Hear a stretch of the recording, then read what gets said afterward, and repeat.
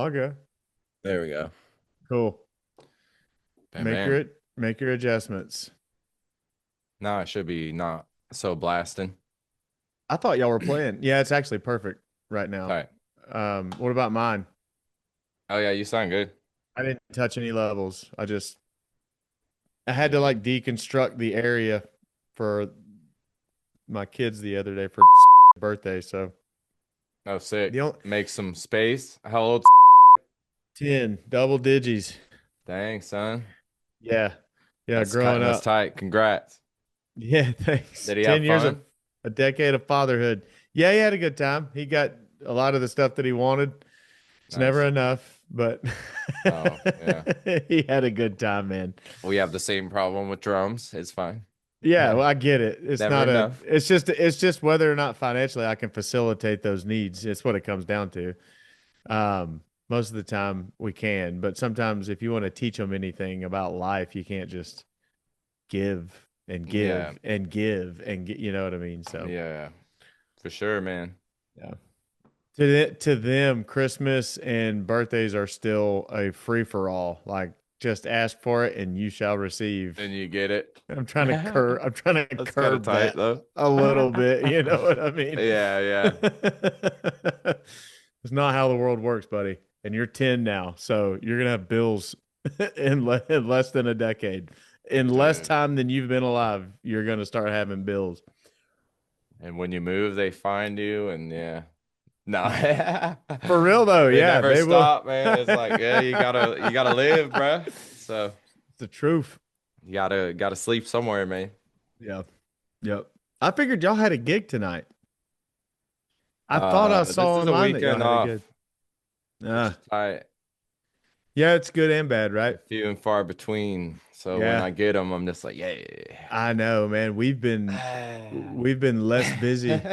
I know. It's a it's a weird thing. We love to play, but man, those times off, especially the weekends, having a Friday and a Saturday night back to back. It's Yeah. unheard of for me. Like, 'cause, yeah, man. Since I've been out Yeah. of school, essentially, like, yeah, bro. It's yeah. So it's always like weird, unless like I take one off for like a concert or something. And Yeah. like this year, we've had more like random, sporadic, just only one night a weekend gigs, which is fine too. Yeah. Because like, yeah, as long as I can get one out a week, then I'm usually chill. But then it's like, yeah, when I have time off like this, I'm like, hell yeah, bro. I'll go make some drum deals and add to Do my Eric's studio thing. arsenal, bro. Yeah, just do what I want for the weekend, which is That's tight. nice. Yeah. Got to Yeah. recharge sometimes. Oh, for sure. Like I used to be like, I guess I still am. I go through the same thing with video games, but usually like on days like this, I just like nerd out all day. But I haven't had a game that's like enthralled me for the last like 4 or 5 months. So the PlayStation is more of a YouTube player at this point in time. Till you find that game. Yeah, so that's good because then like I just have been doing like all music and drum focused stuff, Yeah. which all I try and keep a balance, dude. Where PS5. Well, yeah, and just like nerding out too hard on one thing because I notice that just about myself. Like for instance, like when I started playing Diablo 4, bro, and yeah, I put like I could show you the hours counters. That's the bad part about the next generation, at least PS5s, is they tell you the total amount of hours that you've played the video game that Oh, you're, dude. Yeah, bro, so this, it's not this is good sometimes. this is how much of a loser you are, Yes. or whatever, however you conceptualize that. Dude, and like for instance, like this game called Rocket League, they probably put it out for free in like 2016. Yeah. And I've played it since like I had my PS4. So even back then, dude. And like my roommate, my buddy Alex, when he moved here, we were gaming and like getting drunk a shitload at my house. Cause like we had it. I mean, dude, he's like one of my old, like I've known him since I was 16, man. And he moved to Georgia like just out of random and moved in with me and my current roommate, Chris. And he still lives here too. But like I was super into fitness at the time, like just getting into it. So like while I was drinking, I'd be like, all right, dude, if we win a match, we only have to do 5 push-ups. But if we lose a match, then we got to do 10 push-ups. And we just get like hammered, dude, and just like do hella push-ups playing Rocket League. But so I say that to say I have so many hours on that game, like over 700 hours, but at least like 300 of that is me doing push-ups every 5 minutes.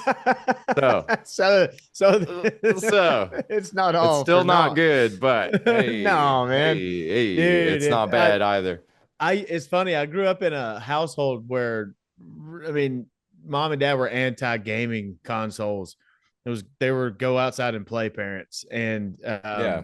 granted they played with us, and it's not like it wasn't a bad thing. It was a good thing. And even if I had a gaming console, I probably would have never played it because I was just such a hyperactive kid. I didn't have the attention span for stuff like that. But my son loves those. He loves games, Oh, and they're so good. yeah. And Well, it it's was not like a even. social thing for me as a kid, so I could see why, like, and especially like I did all the outdoor stuff too. Not to cut you off, but No, you're good. yeah, I see like what you're meaning. Like, Yeah, yeah, as a kid, like, yeah, I played them still, but it wasn't like, yeah. you had a balance. And it was always with homies and shit, so it'd be like a social, like we'd all do like the LAN, like Halo LAN parties and stuff, bro. Like Yeah, on the original Xbox. yeah. And yeah, dude, just I didn't play. even know that existed until college. I didn't even know you could play online with other people until I went on road trips to, Yeah, like, when I was on the baseball team at North Georgia, and we would travel, and the whole hotel floor would be us, like, on, like, you know what I mean? Like when you stay on a hotel, yeah, there's 36 guys on the team, 4 guys per room, and we would have like 8 rooms linked up, dude, like nice. all of us Landing hard, bro. playing Halo. Yeah, And I, like, it's sick, dude. if I had known that existed in school, I wouldn't have gotten anything done because I had those were some of the best times, with those Oh guys just man. playing that stuff. And I sucked. I was awful at it because I didn't grow up playing those things. I was the one that they didn't want on their team, but Okay, I got you. they were like I having got to you. teach me stuff all the time. Yeah. Now, But see, like my older brother it is was seven so years much older. fun, Oh, it's man. so much fun. Yeah. Yeah, my older brother's 7 years older, dude. So I vividly remember going to like the arcade at the mall by my hometown, like where I grew up, Yeah. uh, and like playing like old school Mortal Kombat and like Killer Instinct and like Mortal Kombat 2 and all those like straight up old fighter games and like Tekken in the arcade. So I've Yeah. definitely played games like my whole life, but I was just bringing it up, meaning like it's crazy like how much I did play games and then like still be able to drum and like you know what I mean? Yeah. Because that was the cool part about Idaho, at least in the winter, like you would do a lot of outdoor stuff, obviously, as a kid, but not always. Like during the week, during school year, it's like sometimes you wouldn't, you know, Yeah. it was more of maybe like a weekend thing, or maybe you go like whatever, sled around depending on whatever age I was. But in Right. general, like you might have been inside a lot during the winter. So that's when I like was like, all right, bro, I'm just gonna play hella drums and video games. And Yeah. then like all the summer crap, I was so involved in like all the Boy Scouts and like motorcycles and like everything outdoors. The Yeah. summers would be like not as much drumming. I would play in the mornings when I wake up, you know, but then like once the homies started calling my house and then the plans for the day unfurled and were Yeah. made, it's Yeah. like, all right, the drums, sorry boys. I gotta go rip some motorcycles in the hills with the boys, man. So, like, Yeah. but then some nights I'd be like antisocial and like stay home from parties and like be like, no, don't, I'm gonna like play my drums.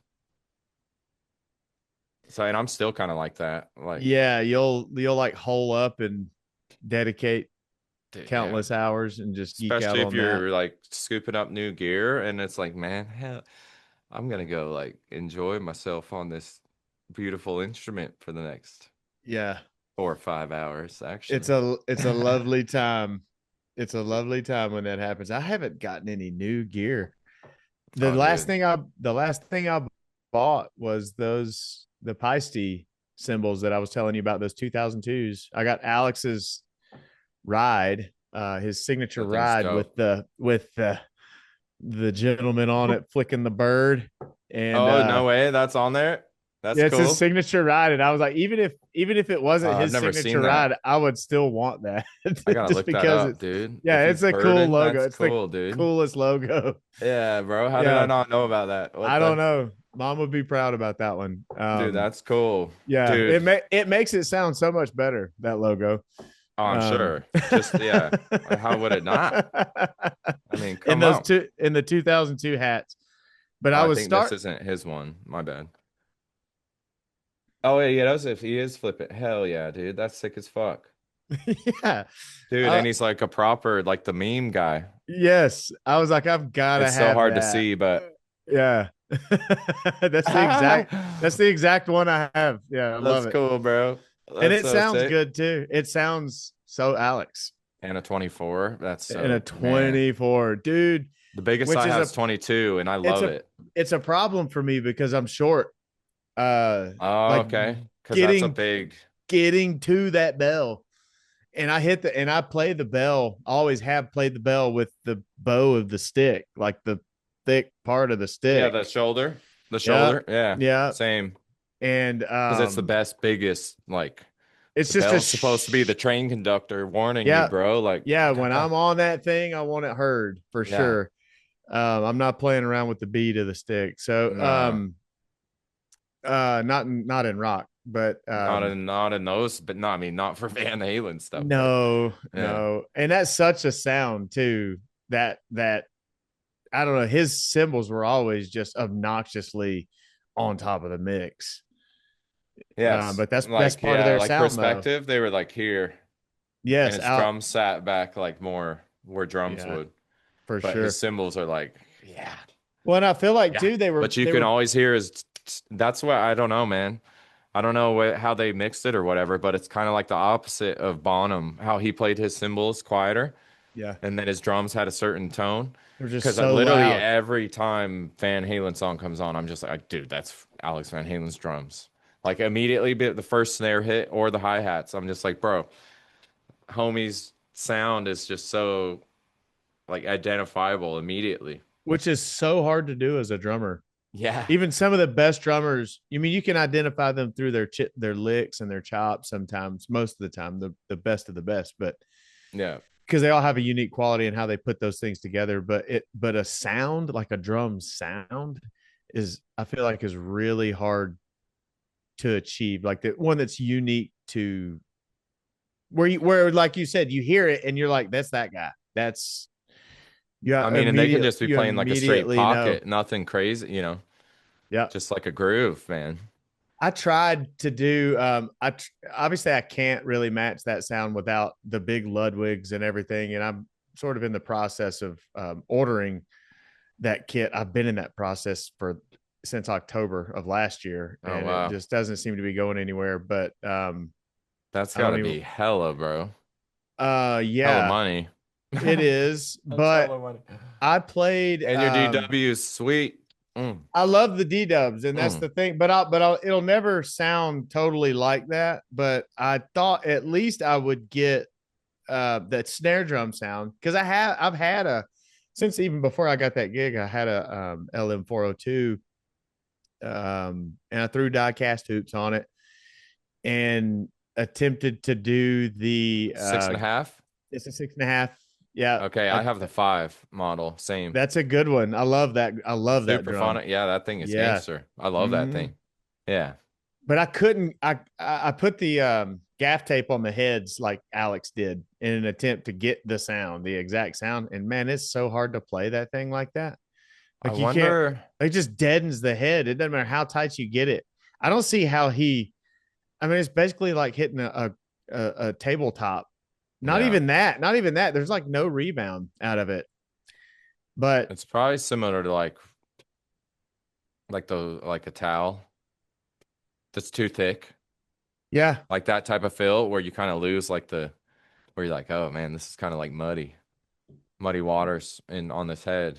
yeah. I don't. It's hard to describe. It is. Maybe. Well, I know exactly what you mean, and it's like when on my side or on my PDP snare, like Remos for a minute were popping along the collars, Yeah, like out of the wiring or whatever, the bed.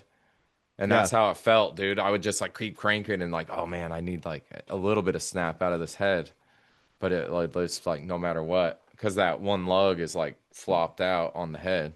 yeah, It just wouldn't have that response. yeah.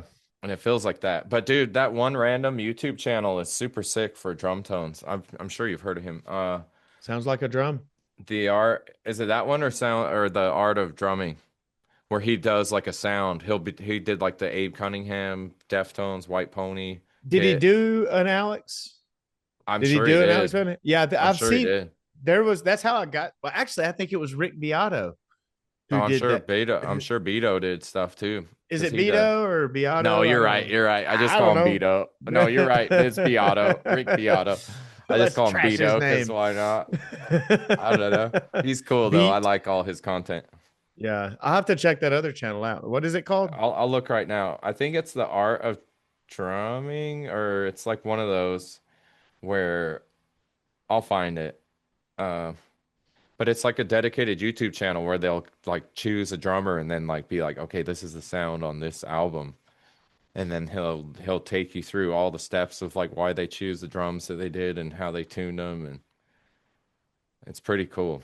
I'll Because check. sometimes Yeah, it's not the same like those 80s bell brasses. He doesn't have access to those.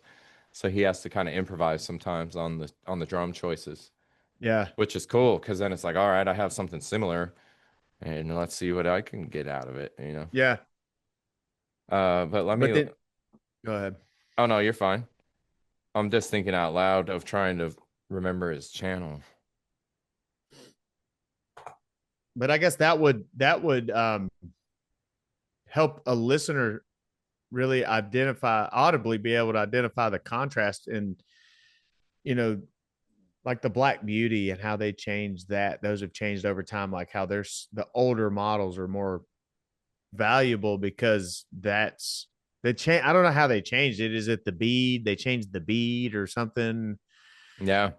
about them, that makes them sound a little bit different than they were in the 70s and 80s or something. Yeah, I haven't researched like the old versus the new productions because I know like There's something to it though. yeah, there is something where one of someone told I think it's Luddy's, but that might not since they are Ludwig, obviously it wouldn't pertain to them. But I guess one of the companies in America is like the only one that does seamless shells.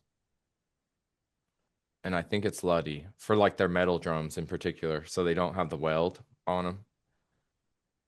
Yeah, I can't remember I've who it got is. I think my it's Black Ludwig's Beauties just because feet away, oh, and I bro, you could. already have a Black Beauty, you son of a. Yeah, doesn't everybody? No, I don't yet. I need one now. That's like Man, next on my list. that was my first like. All right, I'm gonna buy legit snare A drums. legit snare. No, That I was got it. that super phonic, and then I was like, all right. And then you already know I got this little girl chilling. Bam! Yeah, Golly, I saw a picture of you on Instagram playing that thing. because I played it Golly, all man, last weekend, man. I like spent probably whatever what'd 15 you think hours about it? between when I played it at home and then Are those pure sound wires? I'm not sure. I doubt it. I'm not sure what it came with. No, No, they're probably not. probably stock. Those aren't Ludwig. But it came with like a weird little. What See kind of those throat? washers, bro? Oh, to keep the tension screws from backing out. Yep. Isn't that what that is? Yep. So like all the little I have. tuner fish It's like a lock things. lock nut. Yeah. So once you get it like where you want it, then you tighten them things down. I had no Yeah, idea what those were, bro. I was like, I've never had a snare with those on there. What do these do? But that's what I figured out. yeah, yeah. Those are common in like most mechanical applications. If you're like, I don't know, putting anything together, I guess. But I have noticed people using them on snare drums. I've never had one like that. Yeah, I hadn't either, man. But no, that thing was like to answer your question, it was oof. Perfect. Yeah, I just don't like because Friday was where the heck was Friday? Oh man, I was time gonna isn't. go and I didn't. Oh, dude, that's right. Oh crap. Freedom was So Saturday. yeah, Freedom was Saturday. Friday was well, Branch House. My bad. Excuse me. That's right. Branch House. Yeah, it sounded awesome in that room. Then it did sound. I used it as my side snare in Freedom because it's like And then I use my PDP with the So towel people on could it. see it. You used as your side snare so people could see that thing, didn't you? Over here, just Yeah, so they that could way gush over it, in dog. view. Yeah. And then on Plus, Monday, I used it as the main, but we were outside. And it still sounded like the crack on that is like insane, dude. I bet with It's those wild. diecast tubes and it Eh, being so short, I bet it's like, It's wild. And I've played triple uh, flange tubes for a long time now. So playing those die casts again. Well, I guess my Tama is like the bronze or brass mighty hoops. So I mean, I do play thicker hoops down there, but as far as like a gig kit, I should have said my Superphonics triple flanged, I think those aren't die cast because it's not heavy enough to feel like die cast to me, and it doesn't feel like die cast. I think those come stock with triple flange, if I'm not mistaken. mine did. Yeah, Mine did. mine's just stock. I haven't done anything to that drum, but I love it, dude. The thing slaps. That is probably my favorite, best all around drum. That Yeah, 5.5, that 5.5, I think it is, maybe I whatever think the that's what stock. mine is. It's Yeah. 5 or 5.5. hmm Yeah, you can take that thing anywhere and it'll rip. Oh, and In a it sounds from amazing. yeah, from a coffee shop to a 5,000 cap venue, like it'll pop. And as a It'll, player, it always feels good. yeah, exactly. No matter how you tune it. That's the thing about my LM 402. I like a tighter, like a crackier sound, you know. Me too. Less body, depending on what Yeah. I'm playing. But I mean, if it applies, I I prefer usually less. tighten hella on the top and then hella on the bottom Oh heads, yeah, like just like so tight on both. cranked. And then I'll go from Yeah, there depending on, but like in general, if you had to pigeonhole one, like I'm tightening both hella. yeah. That's what that free floater, the one that you asked me about at 37 Main, you were like, "What snare drum is that?" And I think you knew it was a free floater. You probably just saw it, but Oh, that snare, sweet. that thing's had the same heads on it since I bought it, man. And That's awesome. I'm not even kidding. And it came with diecast tubes, but I just cranked those heads down Yeah. like obscenely. I mean, there's almost lug splay, you know, it's like too much, but Dude, it I cracks. I wish I'd never, because I had a 5 and a 6.5 of free floaters, dude, and I wish I wouldn't have sold them, but I Mm. sold them to some students and they've been played very well. So Yeah, it's fine. But good. just the interchangeable, once I learned about the interchangeable shells, I was like, dude, I should have just been rocking like free floaters this whole time and then Yeah, just have an arsenal of those shells. Because you can literally just, okay, I want a steel freaking shell right now. Sweet. yeah. I want a wood shell. I want a brass shell.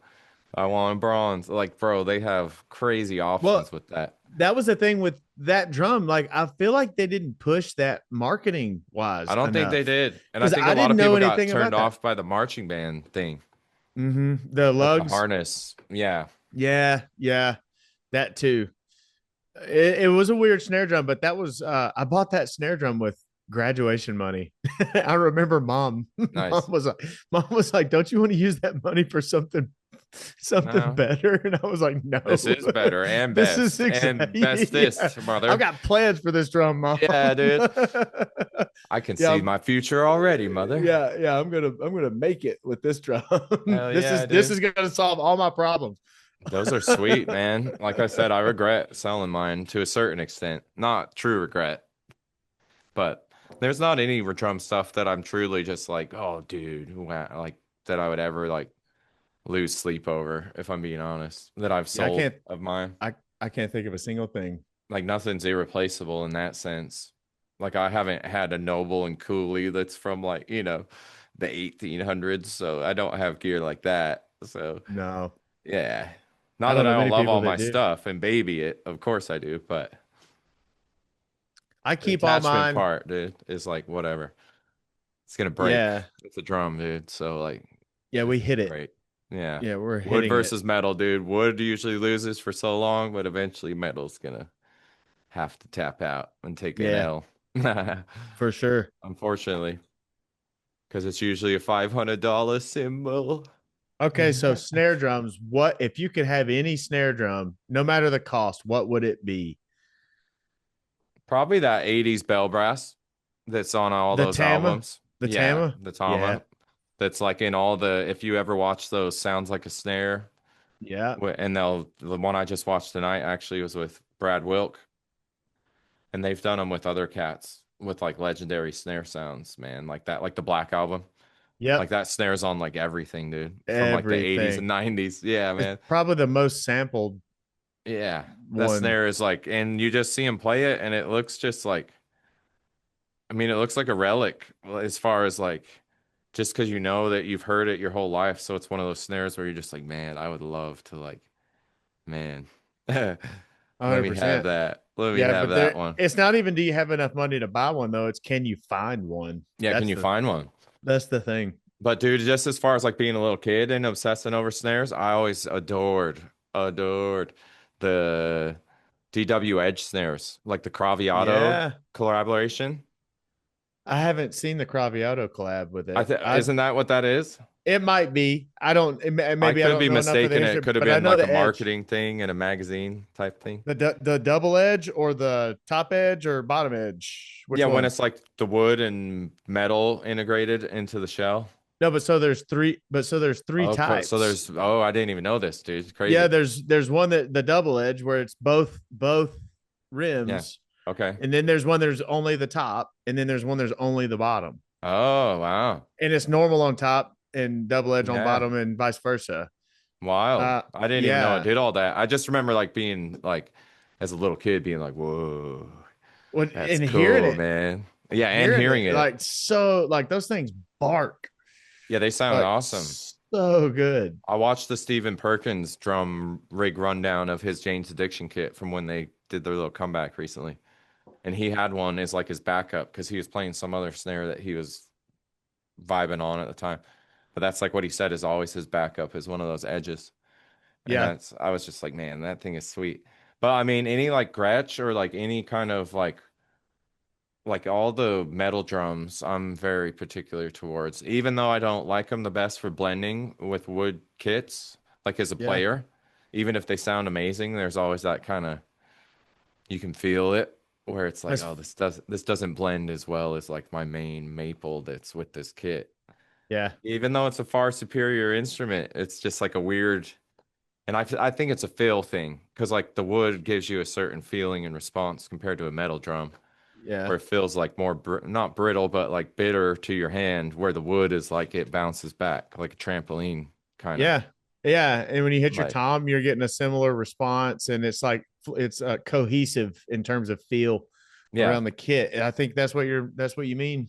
yeah that's kind of what I mean just like a yeah because even you know played like a lot of different types of material drums as far as that's concerned. And metal always does feel or sound the best, my bad, is a snare drum to me. Happens. Yeah. Your internet just your internet connection went unstable. Yours Oh, or dude. mine. No, Yours or mine. mine did it this time. Sweet. You should have No, talked. Did you talk through it though? I did. I said, Oh, "Is this the sweet. part where Dansie's internet goes out?" That never Mm, happens. mm, mm. So, No, it's me, bro. Let me call him right now, bro. Hey, bro. No, okay. But the only point I was making about those them snare daddies is like just as the player, they don't feel as good as my wood drums, but they sound so much better. Yeah, I know. Phrasing. Archer, if you watch Archer. Phrasing. Nothing feels as good as my wood, though, bruh. That's a good You know? catchphrase. That's a Yeah. good catchphrase for drummers. Put it on a shirt. Yeah. Nothing I feels good as the I wood, never man. yeah, wood drums. That so okay, so what type of wood do you prefer? Maple, I like the mahogany, Maple Boys yeah. myself after having a mahogany kit for the last 9 years and then Yeah, I hear maples for you. like 20. And then I do have Birch Daddy floor toms. And I like how they feel. I don't like birch. I did have an old birch tie kit and I didn't like the bass drum and I didn't like the rack toms, but I did like the floor and the snare. So So it's probably birch, just probably birch. not floor toms I like, but not kicks. I do I've like never snares though. I don't think I've ever played a birch kit. Yeah, I'm not. And then the one at AIM, like the main one was a birch kit, and then all the other ones were the like the Studio Maple tie kits. Yeah. And those ones all sounded like, dude, like, yeah, these are like sick. But the birch one always just left you like wanting more. I don't know. Really? Did you Yeah, to ever me, play it did you ever sounded play the great to the audience. Yeah, but it's got to sound see, it's got to sound good to you first Yeah. because you're the Ma one you're the one playing them. yeah, Maple's like the most well-rounded feeling and Yeah, sounding as the player. And then Birch, it like, dude, it pops kind of hard. So like the attack is crazy if you love that, and it like jumps out of the drum more. yeah, But you lose some of like the roundness that you like of the maple for me. And then kind of opposite with like mahogany. My mahogany kit, it was lower pitch and like less attacky, but then like those low sustain kind of growly hits would like sustain for days on that kit. yeah, So it's just like once again like a preference where it's like somebody hits me up for a session and I'm like, oh, okay, I got to do this type of music. Well, I'll definitely not use this kick because it's not the right vibe. yeah, Or the snares. Like I did a country session with like that mahogany friggin' Gretsch snare. It's like a $70 snare drum and it sounded so good. So it's like whatever. yeah. If you can Did tune them. Did you ever get behind a Babinga kit like the? I've played them, but not enough to like have a real. I don't know enough about them as a player to know. I've heard I them a lot. I know I like how they sound. Yeah, super aggressive. Mm-hmm. I never got behind a kit behind one, but always wanted to. And right when I did, they outlawed the production Yeah, because of. Tama was massive with the Birch Bubingas, Yep. I and wanted. everybody played them. Yeah. Anoop Sastry has one, and he is the one that kind of turned me on to it. Yeah, that guy. Him and Blakey boy. Yeah. I don't know if Garska ever got on those, but I know like Rudinger played those. Uh, a few other cats. I think Garska was always like more Star Classic Maples, if I'm not mistaken. Yeah, you're probably right.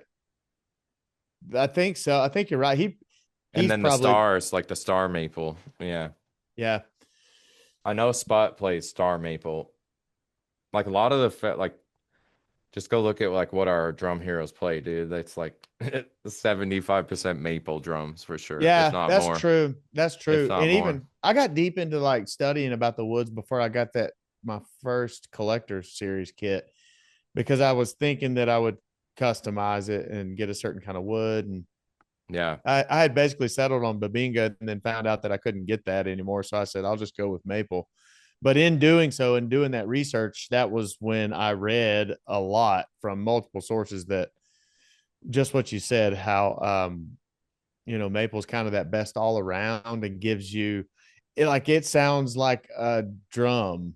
Like Yeah. when we think of what a tom would sound like or a kick drum, like it's just there's A- no it's not it's in the middle of the spectrum. It's where it should, you know what I mean? Sort of And I feel like it's the easiest, just my personal experience. It was the easiest kit for me to tune tuning up. Yep. overall. Like, Mhm. cause beyond my Yamaha rack maple tom, like that's like the plague, like the bane of my existence. I hate that. It has such a specific tuning range. But even like my SJCs, I found sounded the best like at a certain like more low tune than I normally would want to. And I would Yeah. crank them up too. I played with all ranges, but like as far as the best that they sounded and like the growl and then still get like a sustained note out of them, Yeah. it Yeah. was more kind of like mid instead of maybe like mid high where I would normally go with like a maple. And then it all Yeah. depends like on gigs. Like if you don't have a mic, dude, it's like I'm gonna tune that way higher than I normally would So it'll because then cut I'm through. actually gonna hear it. Yeah. Or else Yeah. it's just mud to me. And So, to but the then if it audience. and to the audience, but then if it's mic'd up, it's like, oh, bro, no, like I want my floor tom to sound more like a EMADS on there and like a drastic high low sound, whereas the other would be Yes. more kind of like a high mid Right. on my rack and floor. Yeah. But like if I have it mic'd and it sounds good in the room, it's like, okay, now I'll lower this one a little and crank the rack a little more just to Yeah. get the because I only have two notes to play with, dude, so they better sound different. Yeah. Yeah. Yeah. There's got to be a contrast at least. Yeah, Some dude. audible contrast. That's funny. So do you tune? It's not funny. It's not funny at all. I don't know why I said that, Oh, it but is funny though. do It you is funny. do you so like when you show up to a new room, do you tune to that room or do you tune before you get to that room at home? In general, I'll just do slight modifications to every room, Yeah. whether it's like drum dampening or like taking dampening off or like trying to Yeah. or like, oh, I should bring up my bottom head a little bit because I don't feel the attack today. Yeah. And like my drums don't, if I put on new heads, it's like, of course, I gotta be tuning them for the next couple gigs. Yeah. They're just gonna go so far out. For sure.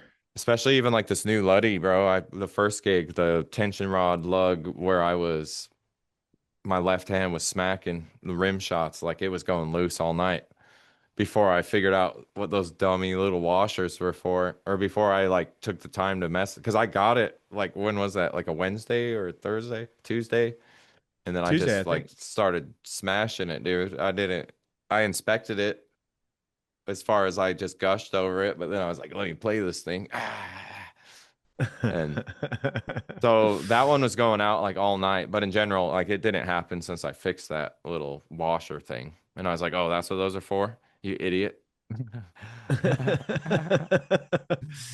Like, Yeah, you're a smart feller though. You probably figured that out I just quick. haven't had a fancy snare like that, man. Yeah, that thing's tricked out. What kind of throw off does it? High society. Is it a P85 throw off that's on Uh, it? you'd be able to tell me, man. I don't know the model numbers on some stuff like that. I think You that's want me to just disengage it? no, it looks Mm. like a standard, like a no, maybe not. I don't know what that is. And that might be where they save the money on production or like like the throw off. It doesn't feel like, I mean, it's a throw off, but it doesn't feel like a Does it mag say throw Ludwig? off or Does something. it say Ludwig on the side? Is it a Ludwig brand? Of throw off? Yeah, Uh, I don't think because so. they're proud. They write they engrave their name on stuff when it's theirs. But Dude, and that's probably where they save their money, dude. it's probably truth be known, I mean they source those materials, all these drum companies source those materials from the same place, so it's probably a Ludwig throw off. Without they just never shipped that to Ludwig and let Ludwig throw their stain on it, it's not a Oh stain, yeah. but Because the you know what I bottom mean. head doesn't even have a stamp of a brand. Look at that. Yeah. It Yeah, has but a some Luddy on top, but yeah. that's like, dude, you can get that anywhere. Yeah, exactly. Well, But most it's people like a are. solid, I don't know what it is, bro, but it's sick. Yeah, yeah, it's sick. Yeah, it doesn't have to have a name brand on it. What But now that I'm thinking about it, I'm like, is there even like a serial number or anything on this thing? is this thing stolen? There was one that got scratched off. Dude, right? No Yeah. wonder it's $378. Like, Yeah, I want to know where to. I'm gonna get one of those. I want one, but I don't want to copy. I would never oh, play dude, it. buy Let me one. look. What's it That's called? the drum is Carl Palmer Venus I am like drum. literally looking at it right now. Bro, it's 378, bro. Are you got Amazon Prime, Bezos Prime? LW It'll deliver right to your door. I don't LWO 414 CP flooded wig. Yeah, let me pull up my email. I think that's the model number. I'm pretty sure. It's what Google says. Yeah. Carl Palmer Venus. Look at this. Oh, Let's dude, see. it's so Sweetwater sick. is selling it for 400. They would. Oh yeah. They would. I think I think all the major retailers are sad it though. As It's far as on, like Sweetwater Musicians Friend dude. It's on Reverb for for 400. 389. You got a deal, man. That's what it is brand new though. That's what I'm saying. It's I got to be see. some like it's got to be something, bro. Where like they like don't give me like a nicer throw off or something or like Yeah, but something that like kind of that. stuff doesn't matter to me. I mean, Oh, I'm me not. neither. I mean, it's never mattered. Me neither. It's As never long as the mattered to snare me. beds stay on there, like Yeah. whatever. Yeah. Like, I needed to engage and disengage. I don't need anything in between these multi what is it? They get like half on, half off, and like there's three different settings, six different settings on some of the snare. Yeah, they got like hella crazy throw offs. ones. And I think Mike Portnoy even came out with one where you could do it with your foot, like it was attached Oh and it man, had like a string or something. that's kind of crazy. Like, Yeah, it's like, do you really need that? take your left hand and go Yeah, I can't imagine the like scenario. this. Well, and it's cooler, like because I'll do a thing in my drum solo that I totally copped from Thomas Lang, where like when I start my drum solo, typically if I'm playing within the template that I've preconceived, it's normally with my snares off to give it sort of that jungle feel or whatever, The and then tribal. tribal, and then I'll just one hand around the toms with doubles on my feet, triplets, while I'm putting the snare on, and then come back in on the Nice. snare, so it kind of gives it like a marching feel a little bit. Yeah. Like it almost picks up the pace, so to speak. Yeah. But I think it looks cooler for the audience to see your hand down there fiddling with it, and then the sound to change, rather And than then having like a foot switch for it or something. And I don't know. It is what it is. Like it's just a thing. no, I always thought it was cool. Who does that with their foot?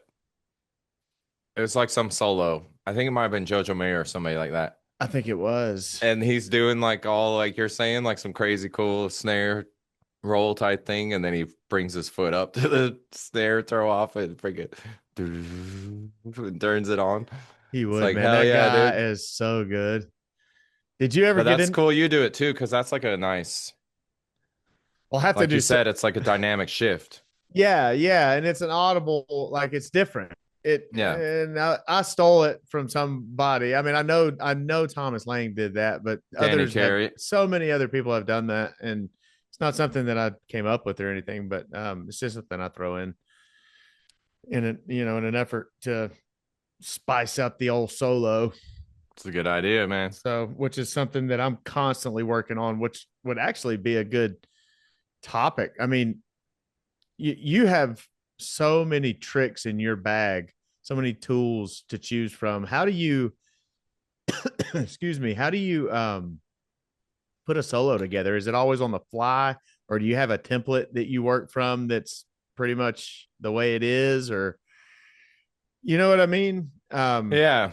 If it's like in the band setting, like with those fools, even when I improvise, I still kind of, I mean, I know at least know how many bars I have to improvise for. So it's not like a true improvisation in that sense. Like Yeah, I you're know still there's a in a beginning and an box. end.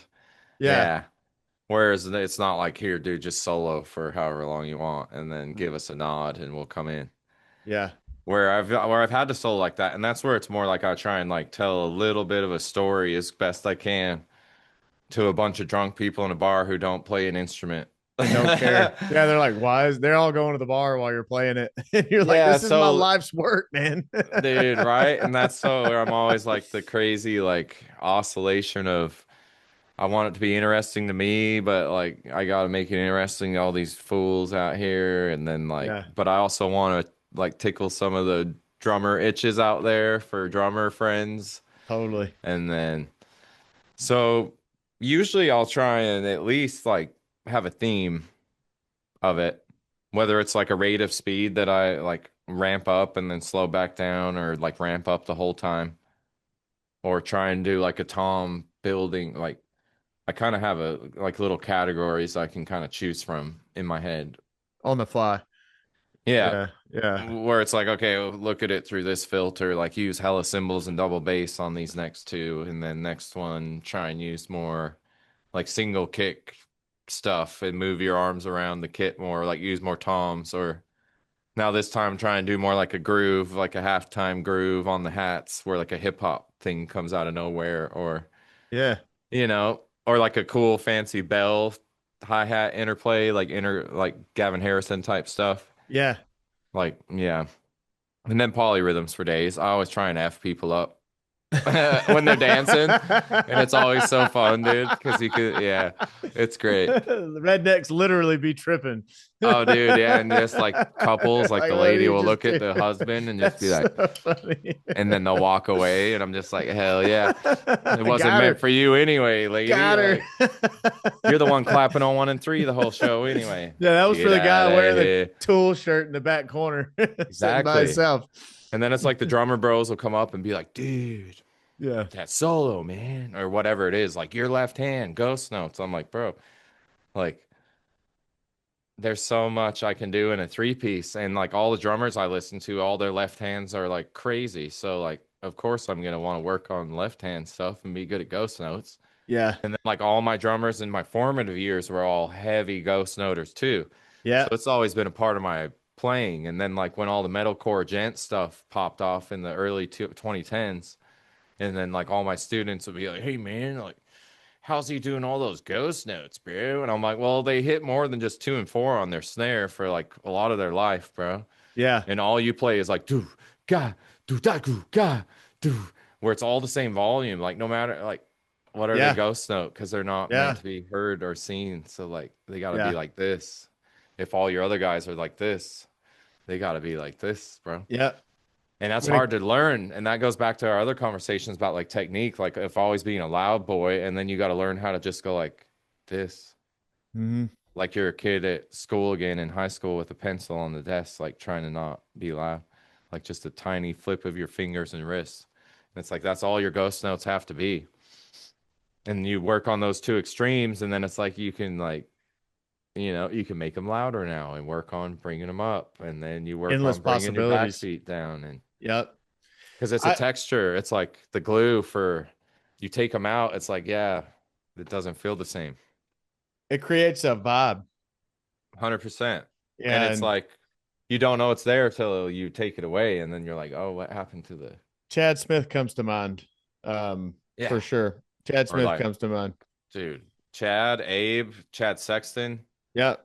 like, dude, so many guys Mm-hmm. just ghost note heaven, man. I Yeah. mean, more modern cats since we were bringing up that D Dub. Jay, he's Dr. Ghost Note. Jay Tesseract, Jay Postone, Yes. Yes. and they sample replace the hell out of their snare. So it's literally like their mixes are like their snare is here, and then vocals are like here, and then everything else is there. And I love how their stuff sounds, but that's like the complaint amongst my musician homies with them. It's just, man, yeah, that new snare, bro. The sample. Yeah, just the Yeah. same, and how loud the snare is in the mix too. Yeah. Just that the snare is like on lead vocals. It's like the snare is lead drummer, Yeah. and then the kit's like behind the snare, That's how it which should be. is, I mean, yeah, for well, especially for that gnarly bass heavy of music. It has to be there. That's why I agree with snares being hella loud in mixes. It's like, yeah, dude, and I'm a drummer, so I want it to be loud. Yeah, we're There's nothing biased. worse than the snare being way back. That's I cannot stand that. Even like a live player, Yeah, that somebody doesn't playing crack their live, snare. I'm It's like, like, you, dude, it's got to be there, man. Like, what are we doing? These are fundamentals. rim shot. Um, The Rim. stick, the beat of the stick hits the center, and you hit the metal at the same time, and the Yeah, drum goes boo. yeah, yeah, Whereas before it only went poof. yeah, or just not even Like, anything dude, at like all. Virgil Donati smashing rim shots all over his toms, bro. Like, go listen to that guy. He takes those drums to like level 48, bro. Yeah, Where without rim shots, you're like cooking it at 20, you know? right, right. Well, it's kind of like the same. It's the opposite concept of the ghost note. It just creates Yep. more dynamic diversity that you Yep. have range to play with. Exactly. And the bigger dynamic range, it's like if you think of it like the MIDI velocity shit, like 0 to 127, bro. Like not that you need to play like a robot, but like, bro, that's a huge range. And if you ever mess around in DAWs and realize how sensitive that really is, it's like, dude, 100 feels way different than 127. And Right. then 80 feels way different than 100. So how different is 80 going to feel versus 127? Yeah. And now it's like, bro, you can like super scientists that as far as like if you're dedicated and play like metronome, even doing like a 60 BPM metronome for like 10 minutes straight, dude, and like not overplaying and just Yeah. playing pocket is like that's super hard for a lot of people, whether it's their ADD or just like you want to get all your licks in, but it's like, man, and then like play all the hard stuff slow. That's why people defeat themselves learning is because you just try and go way too fast too soon, myself included. with the licks, like certain licks I learn. I'm just like, bro, if you just slow down, you'd probably get it. Like, Yeah, but that's hard to do. We all want to go. I want to go fast, Ricky Bobby. yeah, man. You Because if I'm trying to implement it, know. it like do da, and then you're telling me to be like, all right, like do da. Like the lick doesn't even sound like the lick at that speed, and that's like a JoJo Mayer thing. He's like, dude, you can't play any faster than you can hear. You can only play as fast as you can hear, and that like mind trick like that. I think it's on that Secret Weapons DVD, bro. And I think he plants that nuclear bomb in your Yeah, mind when you hear him say that because you're like, wisdom. dude, yeah, super wisdom, man. Because that's like one of the cheesiest sayings in music. You can say it, you can play it, but it's so true. Because I what's your heard mouth? Another muscle, another limb. Dave Weckl is the And first person I heard say that. It's like if you can sing it or if you can say it, you can play it. yep, And I was that like I have like marks on my teeth from grinding my teeth from playing drums with my teeth and like yeah, making sounds and like constantly when I was a kid especially it was like a serious problem.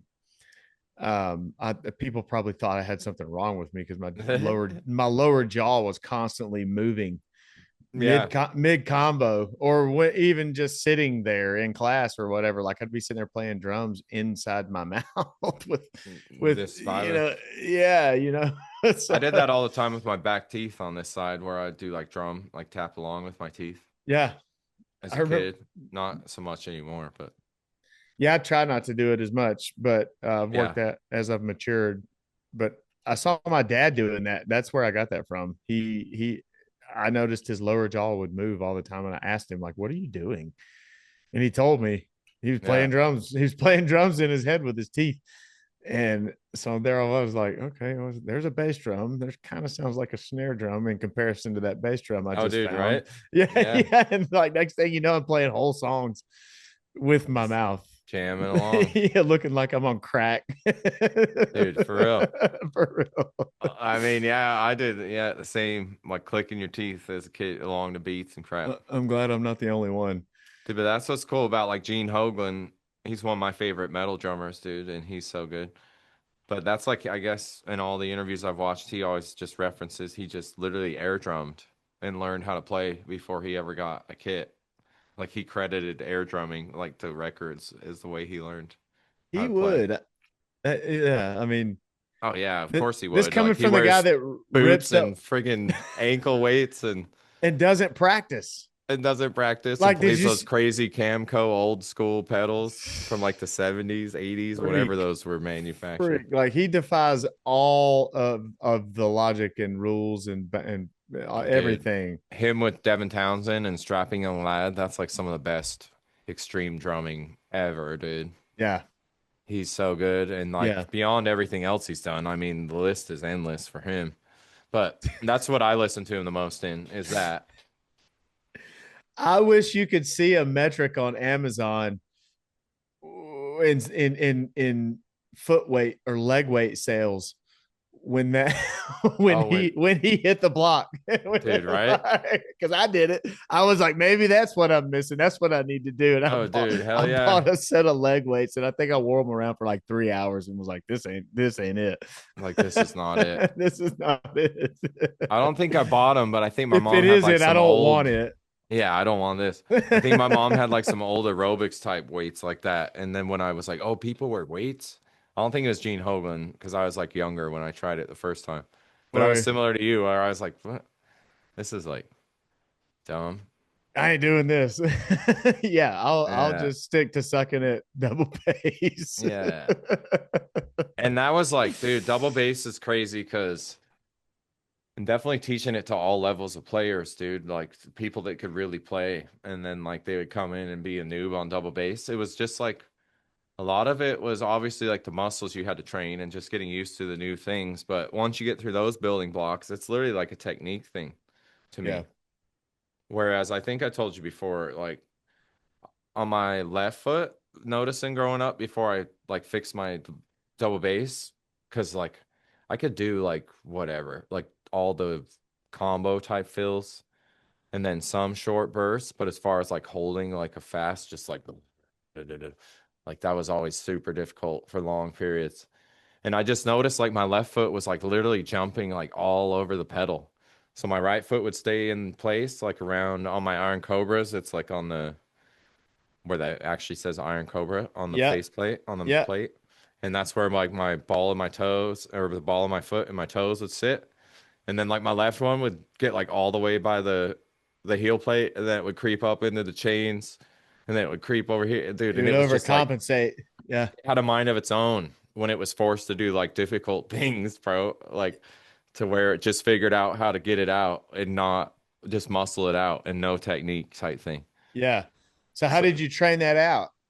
I literally used like I don't know who, dude. I steal all my ideas from somebody, so I got to give credit to somebody. I think it was one of my teachers or like whoever I was watching on YouTube at the time in school, which would have been a crap ton of like Benny Greb and Gergo Birdlie. Yeah. But one of those dudes said that they basically, when they relearn their technique, that you can use your right hand as your teacher for your left hand Yeah. because your right hand's generally going to be better or whatever hand you are, like dominant.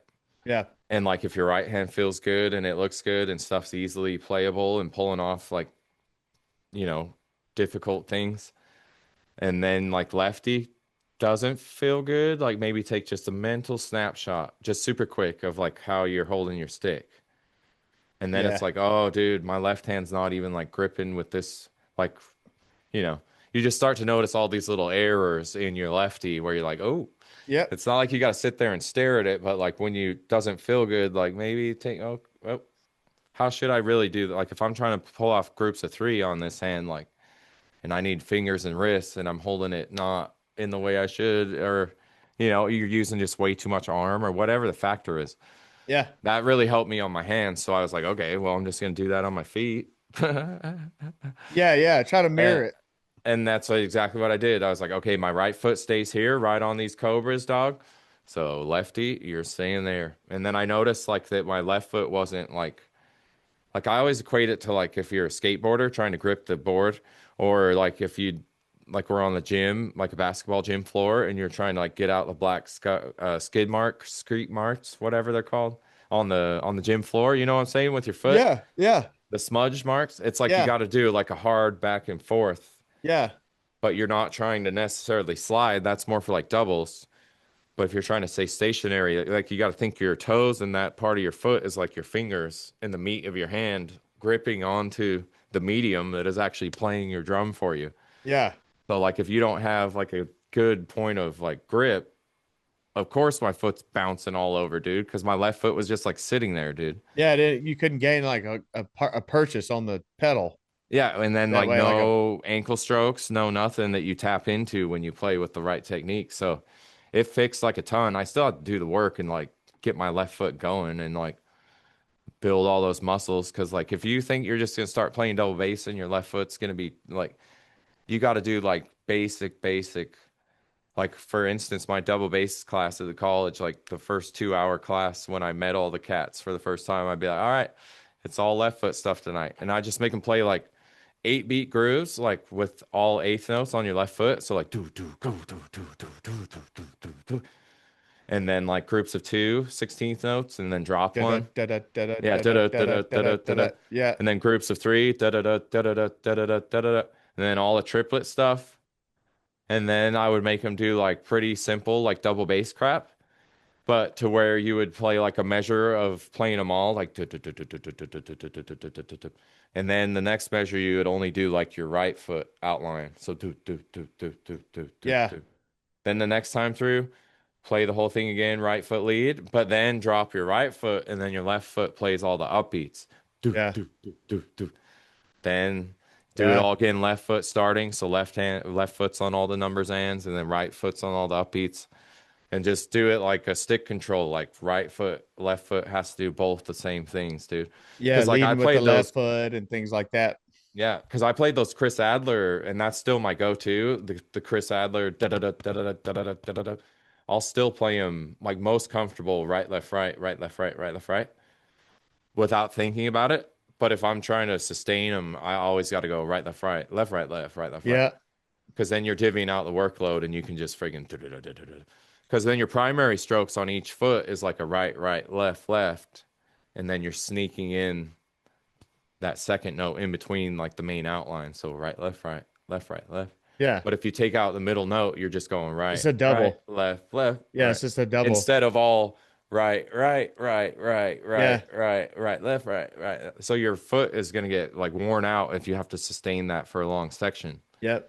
But if you just have to rip it out, it's going to be easier for to your right foot to just play eighth notes for most of us, Right. and then just make the gallop with your left foot sneaking in. Yep. But if you work on it, and like all the guys that are crazy good at switching, like that Chris Turner guy, Yep. Ocean's 8 Alaska, that's Yeah. insane. But he plays in He could just play socks. anything right or left foot lead though.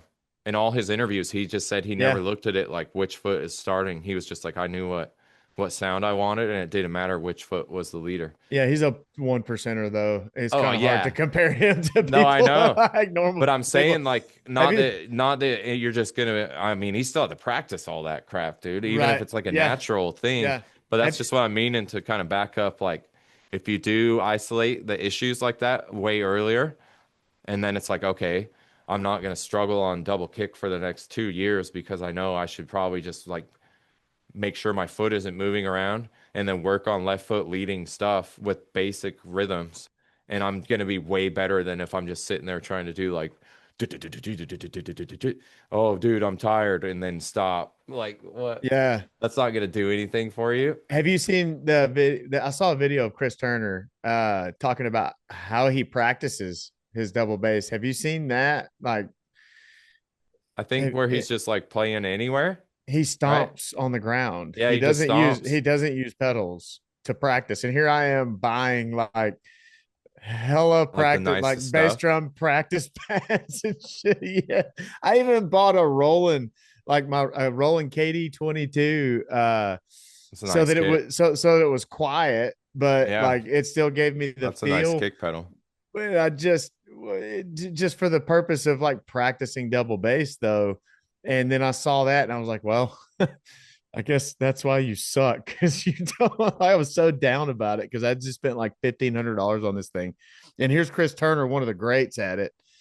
I mean, an OG for sure, and like all he does is stomp on the ground, and he got so good that way, and it But he's just like you said, 1%, where it's like, bro, that guy's wild, bro. he is wild. That guy be Yeah, wild. I yeah, mean, just like all those, like, yeah. But it's hella. I mean, that guy is so crazy good. Like those guys on that level, you're just kind of like, man, that's definitely just years of dedicated focus and practice. yeah, yeah, Like a just hundred years and percent. A years lot of of people, and that's playing. something that's something that people don't see that part, and I lose sight of that sometimes. Yep. Um, the amount of hours and that goes into a thing like that you only see the finished product, us as consumers usually. And since we're in it, we kind of have an idea the amount of Yeah. work that it takes that goes into getting at least as good as we are. Like I know how much time I put into it, and to It's a lot of think playing, man. a lot of listening and a lot of playing, like a lifestyle, really.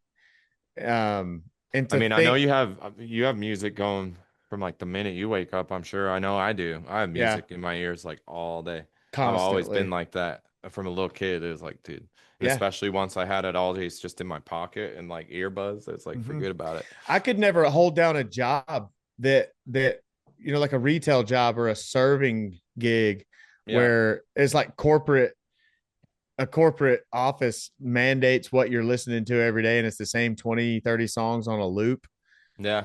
Like it drove me crazy. I couldn't work Oh, it drove me nuts, dude. under So those like, circumstances, and like it was a problem. It really was a serious problem for me.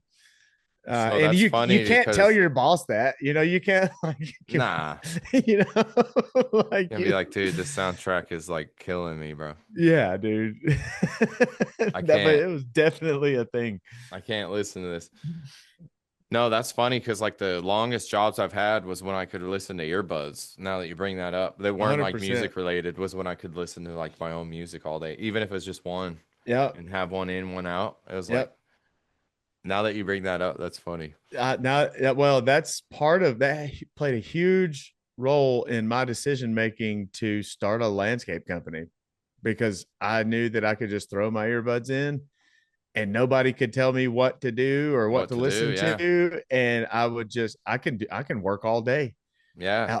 out in the hot sun like that, just Yeah. listening to music and disappearing into that and letting your body do all the hard work, and you're just out of it. You're not even thinking about the work. It's mindless work anyway. Yeah, You know, man. We have so many similarities because that's crazy. Because like I always mowed lawns growing up and I loved it. Like how you're saying, I still love mowing our yard. I don't do it as often because my other roommate is G and he gets home and does it. So he's gangster. But yeah. even when I do mow now as an adult, dude, it takes me time warps back to like mowing my grandpa's lawn, man. And I always loved it. Because like what you were saying, it was like when I was buying albums all the time. And like it was maybe like that, what I was obsessed with at the time. And I would just like, no, all right, I'm going to go mow this lawn. And that's like 45 minutes where I can like listen to this album Yeah. front to back. Yeah. And with But no then like, interruptions, and I'm still being productive.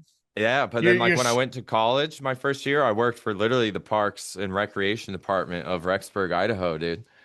And cutting, cutting lawns, dude. It was yeah. sick. And like Yeah, weed that is. whacking.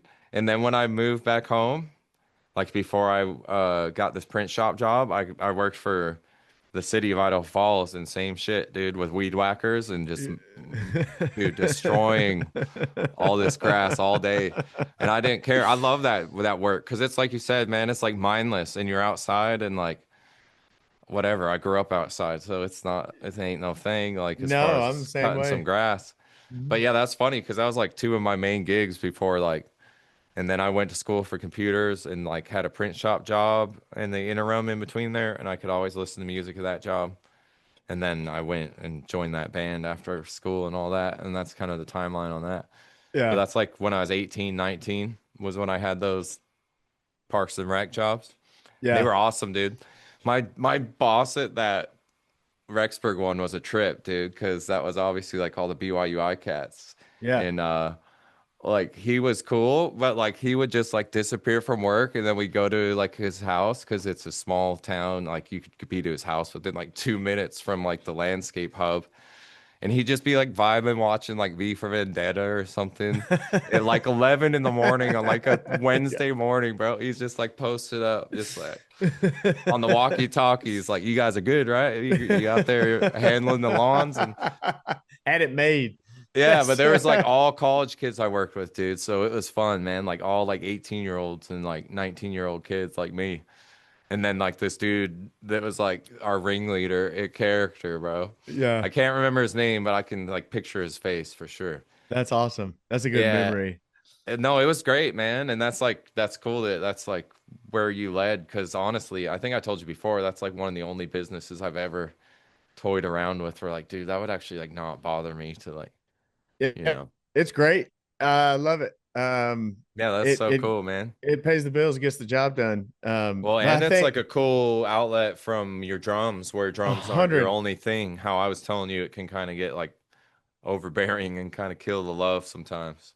Yeah, I mean, granted, I would love for life to be all about drums, but it's when I got to a point where I wanted to start trying to teach, I learned really quickly that my lack of knowledge for the the educational side of it, the A's, B's, and C's of it. Basically, the way that I can teach a kid to drum is only by the way that I learned, and that doesn't translate to a vast majority of them because I think I learned in such a unique way. Yeah, Um, um, it you learn it by being fed instead of like here's a book and read this. But yeah, it is hard, and that's kind of more like on you is like uh just as a teacher, like presenting the information to a lot of different people and how they receive it. That's the funnest and the most challenging part of teaching to me. It's like, dude, I've explained quarter notes to like 100 million people, and this kid ain't getting quarter notes.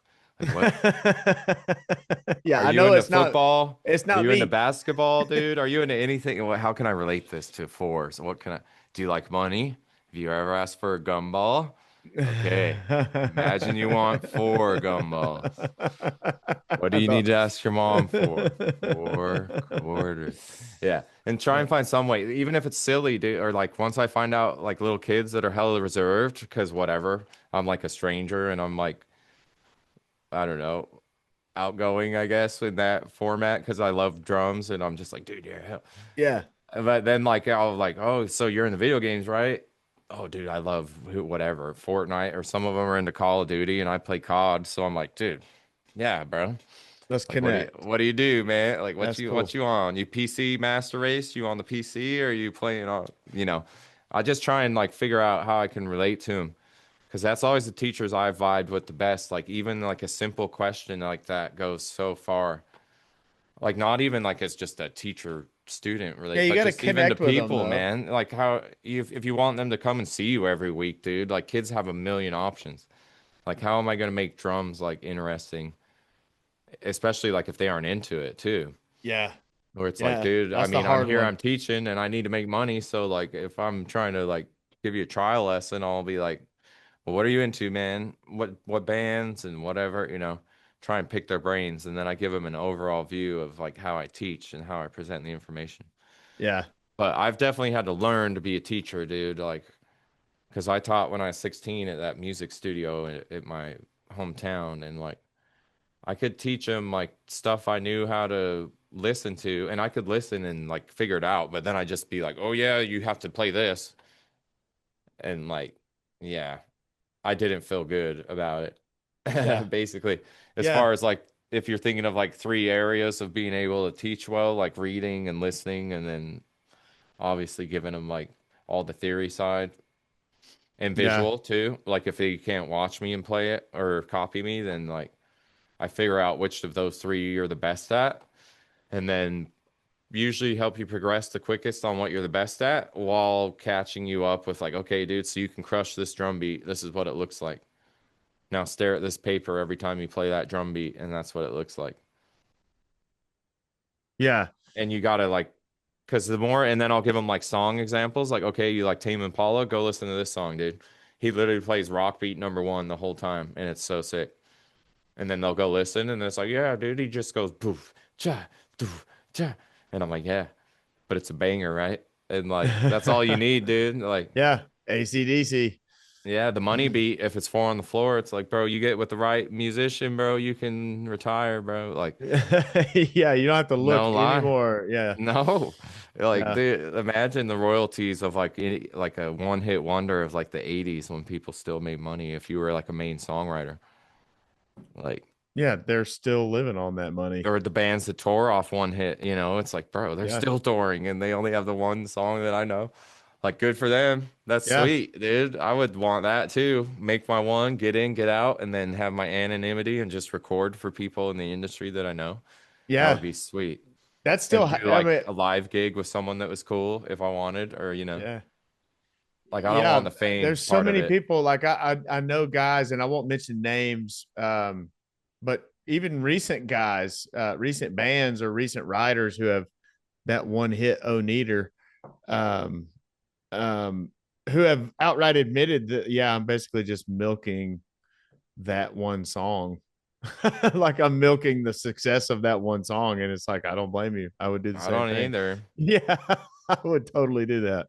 I mean, because sadly, like music isn't appreciated, dude. So it's almost like it's equated to like, because you can just get it for free. So of course, like, what It's do I so care? diluted and It's there just you're like right. anyone that gets famous for the whatever they did that got them on viral. It's just like a viral meme of a whatever for a day. And it's like, oh, there's your 15 minutes. Well, It's and that basically sort of like gets that with that music, unfortunately. yeah, that gets back into what we were saying about how well, I lost my train of thought. Never mind. But I was going to bring it full circle to a previous point that we had.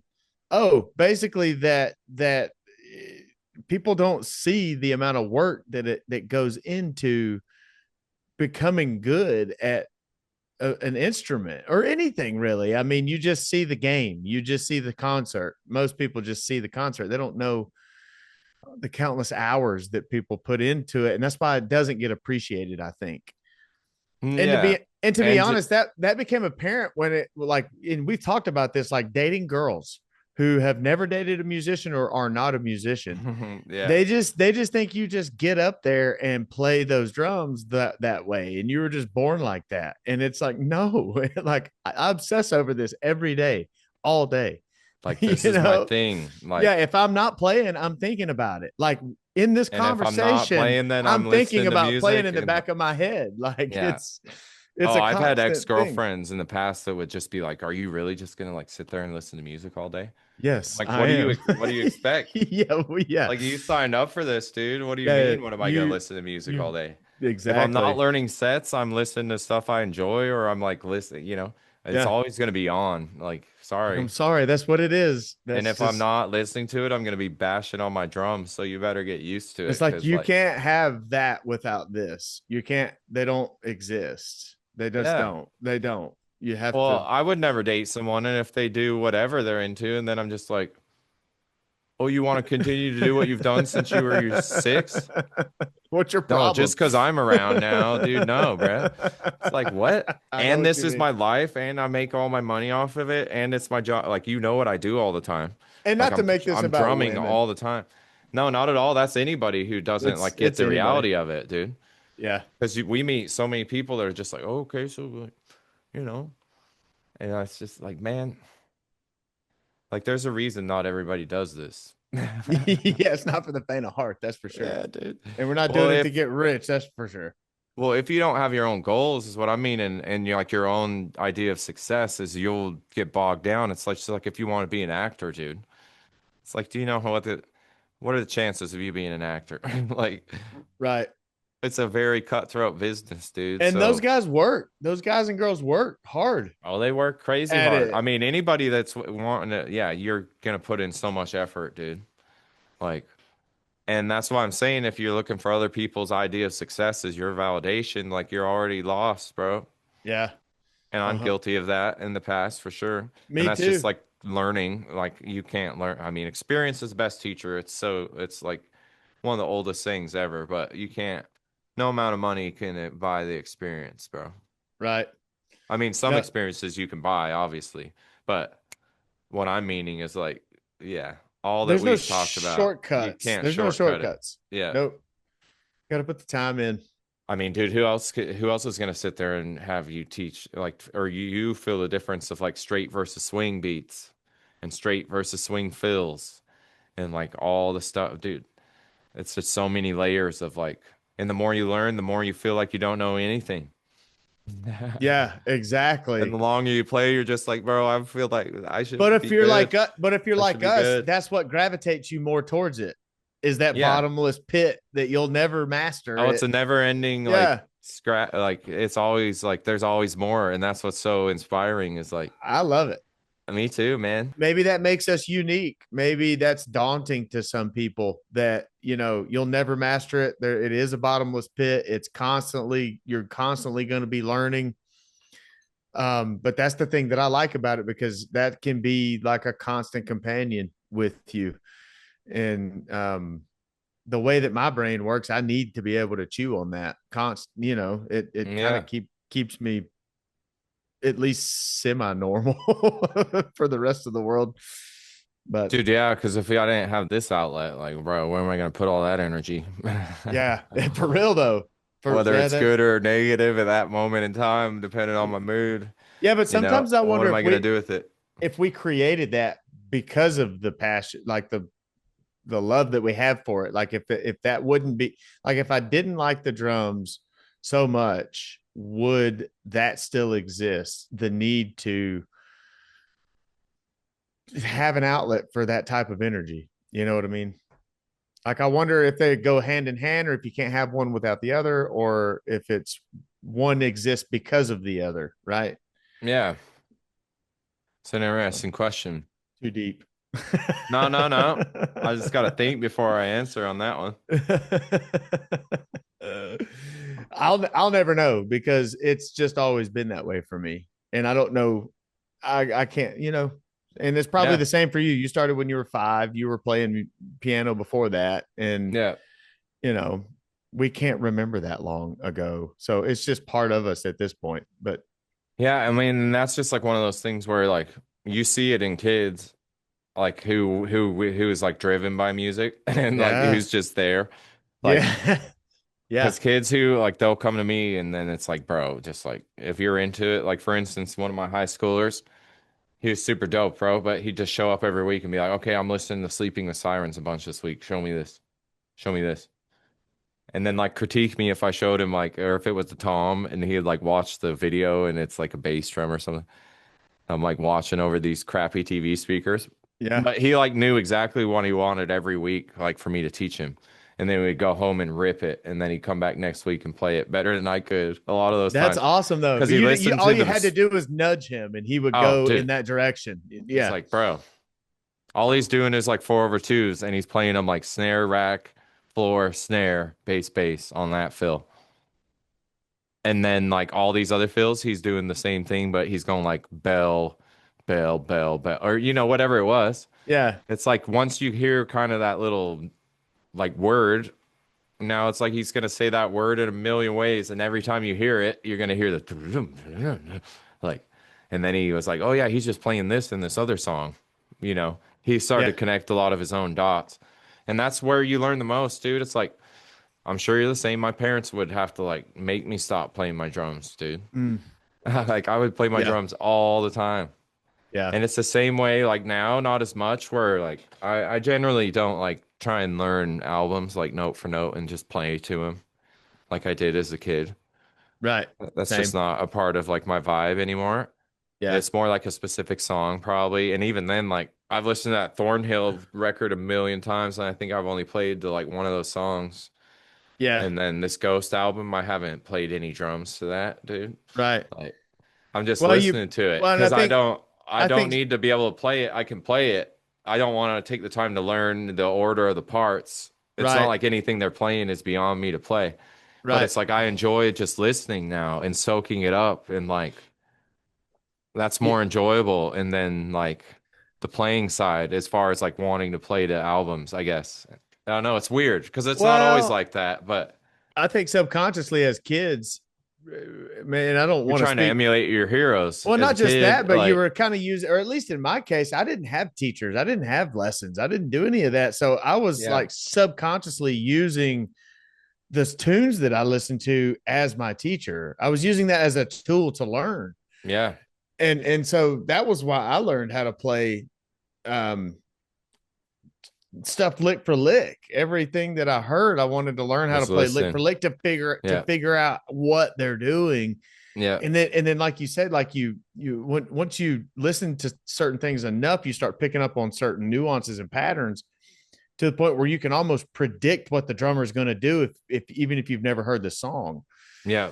You know what I mean? And that's the kind of when you talk about listening, like that's the level of listening that it takes Yeah, to, man. you've got to become that obsessed over it. And that not necessarily, but I mean, for me, because of No, the way that I learned, you're right. that's how I had to work for me. There was no other way.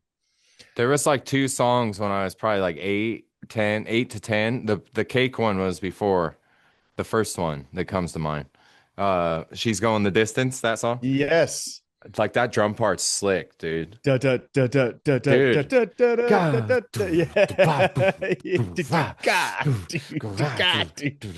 God. Yeah. It's nasty. It And I is. don't I know I couldn't do the two in a rows and I know I couldn't get the so the second bass drum in the phrase, the boo go ga. I couldn't get that one and then the group of two as a little kid. And I remember taking that song to my teacher and be like, what is that? How do I do that? Show me. Same with because Transistor came out when I was like 10 and I remember Beautiful Disaster on the radio for sure. Yeah. And that snare roll in particular and being like, what is that? What is that? That look, little Eric. I can see little What Eric. is that? Oh Good yeah, guy, your ears Eric. perk up. Yeah, good guy Eric. Good guy Eric in the background. So I'm like, hey, what was that? But that's what's gnarly is like I told you, I think my first concert, I think I told you, but my first concert my parents took me to was Steve Miller Band and Doobie Brothers. and Ghost Note City on all the Steve Miller Band stuff. Yeah. Super Ghost Notes and Yeah. Groove for Days. And then Yeah. Doobie Brothers Groove for Days and two drummers. So I was automatically like, Yeah. drums. Let's go. Like, cause I remember that Steve Miller Band record as a kid, their greatest hits with like Hmm. the horse and the blue and kind of red cover. I had it. I wore that thing out, boy. That thing Yeah. was crazy. Yes. I love that album. Woo, Like that woo. one. Yes, dude. Like all those songs are timeless to me. Like They he's are. such a good songwriter. Hmm. I love his songwriting. Dude, Boston's greatest hits was like that for me too. Yeah, that one's good too. That one, I learned that one front to back, every song, played it My over dad and had that one too. over and over. And I really love Journey, like Stone in Love. That's still like one of my Hmm. favorite guitar solos as a little kid. I remember being in my room, hearing like a live version of that guitar Yeah. solo and being like, Sedated, oh, sedated dude, by it. yeah. Yeah. And like I used to record I don't remember the station, dude, because like we didn't have very many stations growing up, like radio stations, but there was one in particular that always played like live concerts from bands, like randomly. And then like when I would catch them on, like I would put in the tape and like record off the radio, how you used to back in the day, like your cassette tape. Yeah. Yeah, you did that. Like, Yeah, and of you'd course I always miss did. the beginning of the song because it would come Yep. on and you'd be like, "Oh, that's the song." Yeah. So you'd have half of it Yeah, recorded, and but it then was a like you get the middle and the bridge, and then like the next time you would get the end, and then it was hard as hell. Like you'd have to listen to the radio VJ guy be like, "All yep. right, we're gonna play this song next," and you'd be like, You're sitting there waiting. And then "I'm it'd gonna be start it early, actually." 10 Like, minutes of commercials and yeah. yeah. And Yeah. then it's like your tape gets burned through, and then you Man, have to kids flip don't it. have that anymore. I was trying to explain that to Dozer, our lead vocalist, his son the other day. No, it was his stepdaughter. I was trying to explain it to. Yeah, I walked in on a conversation and they were talking about that, and I was like, you don't even understand what it's like to, like, if you wanted to, even like TRL, because you could catch songs before they got released. I was trying to explain MTV and and TRL and how like the impact, and like oh if you yeah, wanted to hear that if you like on culture and society, and if you wanted to hear that song before it got released, you had to be around the TV when TRL came on, yeah, and hope that it was still on the and top hope that it 10 got list. played. Yeah, Yeah, that it was still on the top 10 list, and like and somewhere otherwise, near number one, so they played more than 45 seconds of it. bro, and then otherwise you had to wait till it got released, and then even at that they might sell out whenever you show up to the music store or whatever, but Yeah, now it's just so readily available. And I think that gets into what we were talking about, it not being appreciated as much because it's just so easy to get these things. I well, mean, and just like take there's my no perspective. nostalgia. I'm like listening, like huddled by a radio, and like for instance, like another live performance that blew my freaking mind. They played the Dave Matthews live at Red Rocks Mm-hmm. over the radio when I Oh was however gosh. long, dude, and I was like, And his cymbals always sound so good live. and his drums, like His Carter's so drums, good. yeah, If you can golly. overlook Frog Boy on vocals, dude, like it's and I love Dave Matthews for a hot minute. They were like one of my favorite bands because Yeah, Carter, I love Carter, man. yeah. He's still one of my favorites. When I listen to Hmm. them still, I'm just like, man, He's so uh, good. you're the He's best, a dude. machine. Yeah, That and just guy. like so creative. Like try and go play any of his hi-hat parts, like Well, you have to have you right forget over here about it. and do it Well, I'm like even that. just Yeah, saying he plays 13s. his syncopation lines and his accent lines on his hi-hats, like they're Yeah, so difficult. yeah, He's insane. But that's what I'm saying. It's like they don't have that same experience of having to be forced to like not have music selection at your fingertips. So like we had to wait and like I had to like plan my weekend, or whenever that live crap would come on the radio, it'd be like, okay, this is the night they're gonna play some shit. yeah, I better stay up. Hopefully it's yeah, that Dave Matthews one again so I can get the first half. yeah. You're just hoping that it is, Yeah. and if it's not, you probably hear something that would turn you on to something else. It Yeah, would, and that's like how you'd find something new. Yeah, that's how I found Dave Matthews was that concert, that live Mhm. concert, and I was like, "What is this?" This is incredible. All I've heard is friggin' pull up your skirt a little more and show me your friggin' show the world to me, girl. I'm like, what? How is my mom not letting me listen to like other bands, but she'll let me listen to Dave Matthews? This dude's sexually assaulting people on every song. Kick up your skirt a little more. Yeah. But his drum part on that is so cool too. The snare roll. That's what Yeah. was always like. He's so creative. He's like a Gavin Harrison to me in that regard.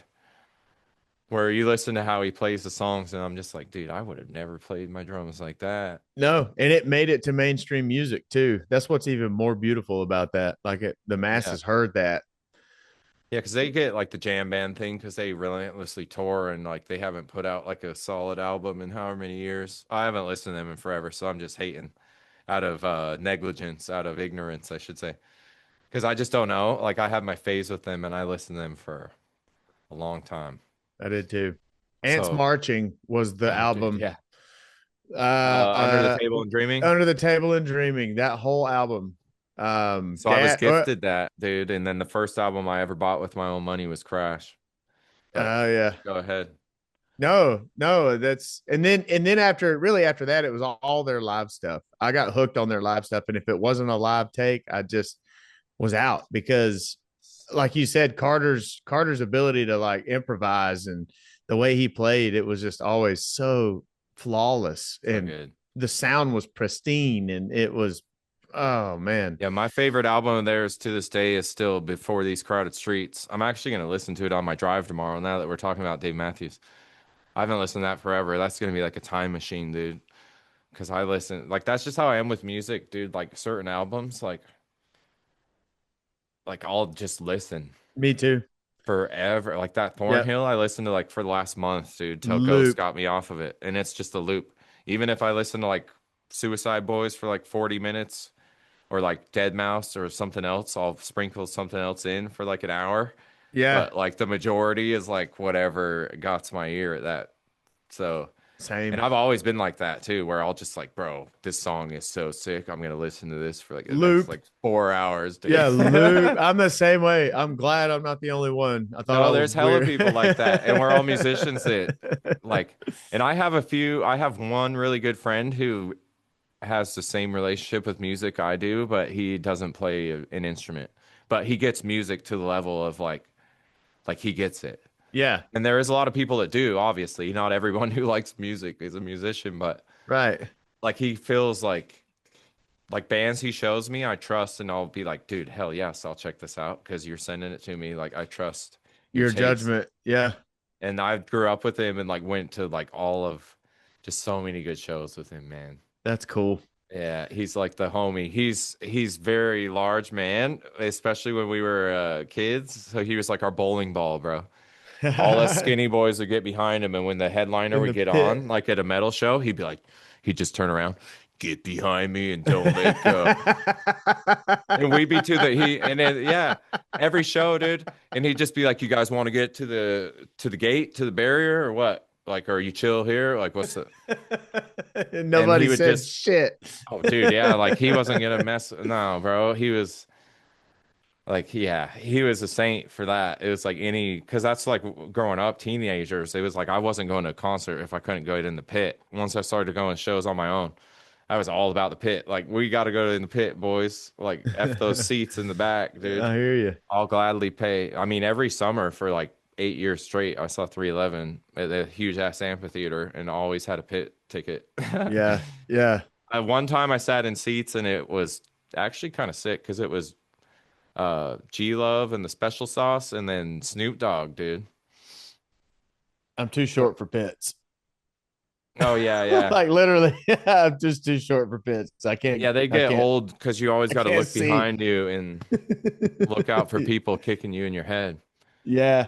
So once I got, yeah, whatever. I don't go in pits since like my mid 20s, probably even early 20s. I got over it. Once I found out, and that was always like, oh, you're just making it so much harder for me to watch the drummer, dude. Even though I'm closer to the drummer physically, like from where Yeah. I'm standing in the I pit, like an like you're making aerial it harder view. for me to watch him. So Yeah. let me get back here, dude. Yeah, Like I like a aerial, like a side aerial view where I can look down where you into the can look, kit yep, and see. I don't even necessarily have to hear just great. watch him play all I night, want dude. to watch because normally if I'm there to watch a band, I know the drum part like the back of my hand, and I can literally just watch it and know whether I'm, I might not be able to hear the splashes in the mix or the nuances of his playing, but I know I can see it and see if he's doing what's on the record or whatever. Yeah. You know what I'm talking about. Oh yeah. Yeah, I mean, any show I go to, it's like I'm watching the drummer, bro, for real. oh, yeah. Let me see what this guy's doing. Yeah, people will talk. I've gone to so many shows and people are like, "Did you see what that bass player did?" I'm like, I don't No, know. No, I was not watching any of that. no, if the drummer wasn't involved. But as I've gotten older, definitely I still watch the drummers a lot, but I definitely watch the other people on stage Yeah, way more than I used to. Yeah. yeah. I still like idolize. I mean, like for Meshuggah, yeah, bro. I was like watching Tomas the whole time. Like, Zeroed in yeah. on that. I still can't Oh, believe I missed that. They'll be back, hopefully. Those yeah, they'll guys are be back. those guys are getting older though, aren't they? They've got to be up there, like 60s. Yeah, they're getting old, and like Homeboy has a bunch of health problems. At least Tomas, he's had back Tomas. problems for a long time. Yeah, Yeah. but There's dude, they're always so he does good. drum cam videos. I've watched all that I can find. Yeah, But I do want to see those guys live. Have you'd you have to. have you heard Bill Burr talk about seeing Meshuggah for the Yeah, first time? yeah, It's so, yeah. It's so good. And his hands are like playing normal, just time, and his fucking feet. And then he's like, every drummer you know on earth is standing on the side of the stage, like, yeah, what? drummers that I idolize that he says, yeah, Yeah. are geeking out. So You know you're seeing some I shit. love that take, man. I do too. Bill Burr is awesome. That's like a perfect way to describe Meshuggah. Yeah, Bill's like It one of my is. favorite comedians, stand-ups for sure. Comedians, yeah. Well, and it Yeah. helps that he's a drummer too. He's Yeah, that's actually a cool as great hell, drummer. man. He's a pretty good drummer. Yeah. Where is that? Where he's playing with some band. I've watched what you're talking about. He's kind of like on an orange kit, I think. Yes. I think he played with Slash, wasn't And like it? some benefit show or some Wasn't it crazy. Slash or I somebody think like it, that he yeah, was it's playing somebody with? It like was big somebody that he plays huge. with. Yeah. And then Which is sick. Andrew Dice Clay is another comedian that is a hell of a good drummer, like great drummer. Like he could be I he, didn't know that Clay played. That's cool. Dice. Yeah, Dice is a really good drummer. That's badass. Yeah. So, which is crazy. How did we get on that? Meshuggah, Bill Burr, then Dice. Okay. Yeah. Back to Meshuggah. Tomas, Tomas. Sonar. I was so relieved when I heard for the first time that he could not play Bleed when they wrote it, that it took him months to learn how to play that song. That's like one of the hardest songs ever. I think I've got to probably like 60% playability of that. I saw your video of that, and yeah, You- it was better than me. I can't Dude, put the it's those backbeat to stupid it. ass sections of the like Yeah, that all that crap is so gnarly, bro. yeah, Like all that crap is so hard to me. I'm Uh, sure. it's like the same on when you listen to Pravis and you think he's just playing straight double bass through it all, but he splits between all the snares. Yeah, Because that's like one of those when you first listen to Meshuggah, you're like, oh, I can listen to the numerical snare outline of what they're doing. Because that song. yeah, It's always like 1 2. What is it? Da, da, da, da, da, da. 1 2 1 3 1 2 1 4, and they yeah. just repeat that sequence forever. But you just think he's playing normal kicks under that. It's like, no, he's not. He's separate. He doesn't play a bass drum with the snares. So he's going da do do do da do da do do do da do da do da do do do da. It's like way harder than you would ever think it Than is. just playing it. Oh, I'm Yeah, sure. dude, it's so much Yeah, harder. And then you're just like, yeah, this dude's a freak, bro. This man's a freak. yeah. Who would think of that? Who would think to do that? you know, and then Yeah, man. and Actually, then Lewis always, because he always recorded me like forever before I started recording myself. And he was like one of the first engineers that was like, dude, can you just like not play a bass drum with your snare, bro? And I'm like, I've practiced these double bass parts for months, dude. No, that's like this how is I how learned it them, is. dude. This is This is how it how I is. play them. Yeah, But once I started to like like pay attention to what he was meaning. I was like, oh, okay, I get what like, because then the snare isn't fighting for the frequency. Like the snare like jumps out of the mix at you when Yeah. the bass drum's not when it's not fighting. But like to prove where I was coming from, or to show you where I was coming from, was like Chad Sexton, 311, always played bass drums with his snare. So I was like, dude, that's like all my grooves, man. It's like kick and snare is like a hella thing for the way I play. And especially Yeah. once I play double bass, because some patterns, it's like, dude, if your right foot drops off that backbeat, if your right foot's the leader, now when I pick it back up, now my left foot's either leading or now my right foot's gonna lead. And so that means the next time I play my snare, now it's like I'm like not the sequence of footing, the Yeah. sticking for your feet is it changes.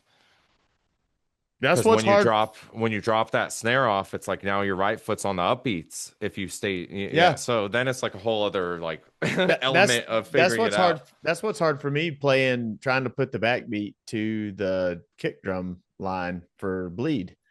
Um, Yeah, because because it's like for instance, I can play the kick drum part. That's what I'm doing in my when I play Hot for Teacher with 84. That intro, I'm not playing it like, yeah, you play it right.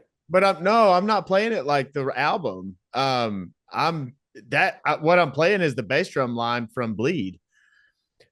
That's what that is, because I can't play that like the album, because at some point Oh, okay. So it you don't because play a if you play, shuffle, you do the Hertas. well, no, I do, dear. I'm talking about in the intro, the very Yeah, the very beginning. beginning. Yeah.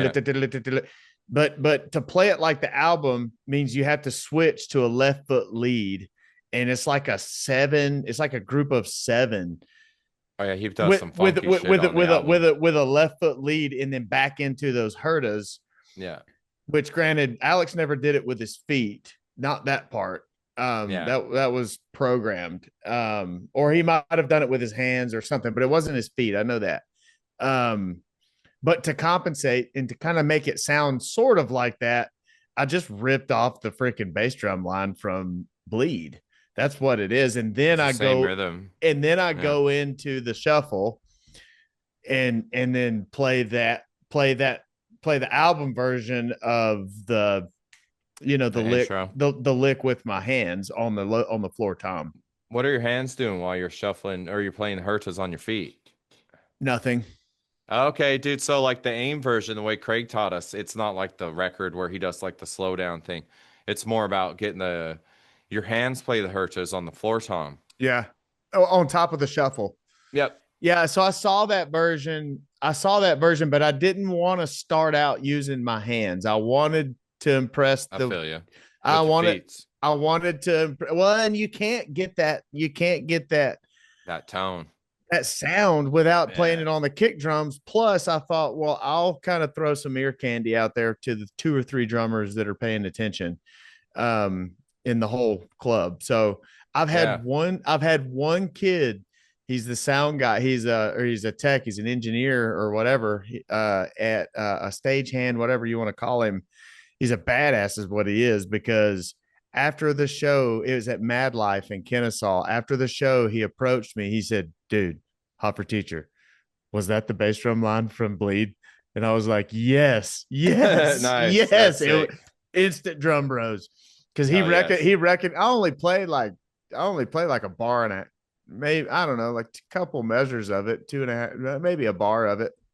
Depends on what I'm feeling.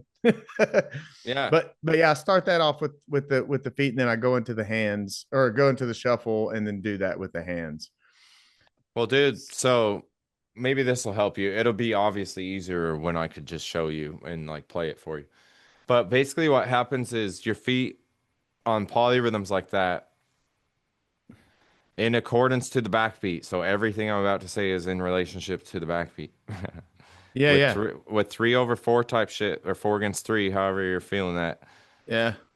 The way that that kind of dances around the snare is that first time your bass drum comes immediately after it.